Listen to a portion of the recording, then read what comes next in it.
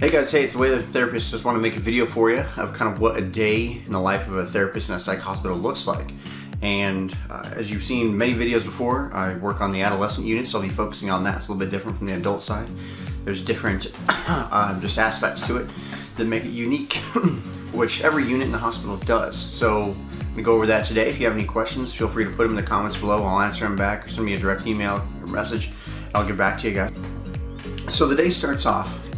For me, I show up probably before any other case manager therapist in the hospital. So I like to get in right around 7:15 before the psychiatrist, before the units really start to get moving. This gives me an opportunity to, when everything's calm, I get a lot of my grunt work done at that time. A lot of my establishing treatment plans, which is basically just documenting what the overall goals for each patient are and how we're meeting them or how we're not addressing those needs. I usually check in with the nurses. That's a time that we're supposed to do it later in the day, specific meetings for it, but I just check in with them. They don't have a whole lot going on, so I will run by them, see if anything significant happened, and I can start addressing maybe some fires or some issues that have come up in the night. If a kid acted out, if there's a parent that needs a call back. I try to get all that stuff done early. Sometimes I'll wake the kids up, or usually they're up eating breakfast at that time. I will do my psychosocial assessments on them, kind of a long, lengthy, just going through a bunch of questions to get the picture from the social service side of what is going on. It's basically like a psych eval. A lot of things. Prep my notes, get my notes copied, get them ready to start going in, and kind of just get an idea of what my day is going to look like. By me showing up early, I feel like I have a sense of control. I can maybe address things before they become an issue when I don't have as much time to do these simple little grunt work things. The notes, the assessments, the addressing the issues, prepping a discharge, all those things I can get done early without any other interaction from a psychiatrist or anyone else. And part of the problem is just because, our hospital, we rely a lot on just paper documents. We're so slow to get into electronic records for everything.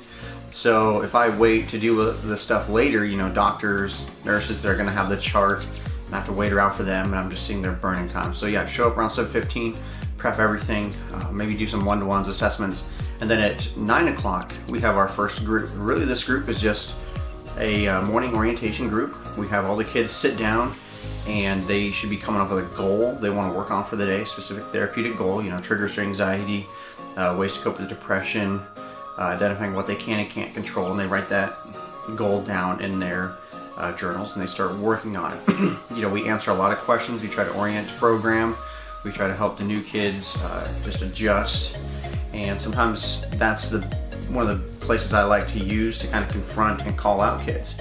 If they're causing a problem or they're doing something on the unit that's making it hard for other peers, that's the time I bring it up. I just straight up have a process group. Let's address this right now with everyone. And a lot of times, you have to know when to do it, but it usually gets sorted out well. So we get through that. That's about a half hour, and on to the next event. So the next thing is probably the most frustrating part of my day, is our 9:30 morning meeting. So this usually lasts anywhere from a half hour to an hour, and we basically go through each unit in the hospital. All those case managers meet, and our boss, and we go through each patient, what's going on, what they need, what the plan is. If there's issues with insurance or they're running out of criteria, we address that for each unit and in the hospital. So really, it probably could go a little faster, but it's just a time for our boss, who's super supportive and super understanding for us. She just likes to check in with each unit, see everyone's face, make sure everyone's on the same page, and just get a feel for everyone. So sometimes it can be a time crunch, make the day feel crunched, but it's usually not too bad. So right after that, I just kind of have some blocked out time between right around 10 until 2 o'clock. And that time I'm doing family sessions. I'm gonna make a video about what that kind of looks like. It's nothing really over the top. Sometimes they are simple, sometimes they are the most agonizing thing you've ever seen in your life, depending on what's going on, what you're trying to sort out. Family sessions, one-on-one meetings with kids, meeting and trying to check in with each of the psychiatrists, staffing on what the plan is going forward, addressing issues that come up. If a parent wants to pull a patient or something else is going on that just needs my time and attention. So that's where the bulk of my work gets done. I'm also using that time to prep for the next day. If I have a little bit of downtime, which is extremely valuable, I start prepping my discharges, prepping my treatment plans, prepping everything, so I don't have to even do it the next day, or most of it's already done. So, you know, like I said, family sessions, continuing to do one-to-ones, continuing to work with issues. A lot of times that's when kids' behavior starts acting out during that chunk of time throughout the middle of the day and then in the evening. So just addressing everything, that's when more the main flow of treatment is happening from that 10 to 2 period of time. So right around 3 o'clock, that's when I'm doing my therapy group, 3 to 3:45. And so this is where we're finishing up. You know, we've got just, sometimes it's kind of I feel like it's all over the place when you're working with teens, trying to get them set down, ready to participate. You have to have the ability to communicate, talk with, and get people to buy into what you're trying to sell with these kids, which is basically just getting them on a good mind state to have a therapeutic discussion versus just having chaos. So I know that, you know, working with middle school kids, working with high schoolers can be kind of intimidating for some therapists. I love it. I love working with this population. It's something I enjoy. I'm pretty good at, regardless of who's in the group. You know, I really can usually get them all on board to have a good discussion about something, and then usually we just go outside after that and give them a little bit of chunk of time to play outside.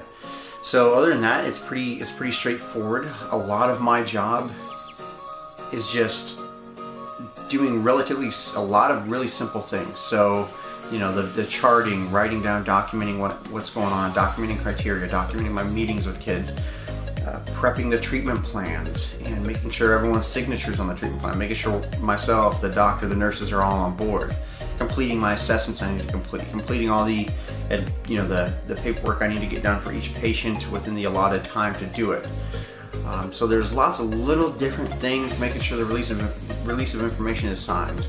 Another big part of my job is prepping the aftercare. Sometimes I have to set up appointments for kids and their families, and I spend also, on top of that, I spend a lot of time talking to families. You know, I only have 10 kids on my caseload, but I have to talk to their parents too. It feels like more like 20 at times. So there's so many little simple things. Not one thing is overwhelming or hard, but when you start adding it up, definitely be overwhelming. In my first year working, you know, kind of solo running the guys' adolescent unit was just, I don't know how to describe it other than a fire hose, like trying to drink out of a fire hose that's on. Now that I've gotten a little bit older, you know, a little bit more comfortable, I've dealt with a lot of tough situations, at least from my perspective in the first year. I know how to prepare myself, prep my caseload, prep my patients and my clients, just so that everything flows really smoothly. And so when unexpected things do come up or happen, or I have a tough case, I have more time to deal with it, I'm more comfortable dealing with it. And so it's just a matter of letting yourself be in the uncomfortable situation until you get good at it. So anyhow, guys, if you have any questions, I can go into more detail about different aspects of my day or what certain situations I've had to deal with in the hospital are, and I'd be happy to put those up on YouTube as well. So if you have any questions, put it in the comments below and I'll answer them. Thank you very much. Bye.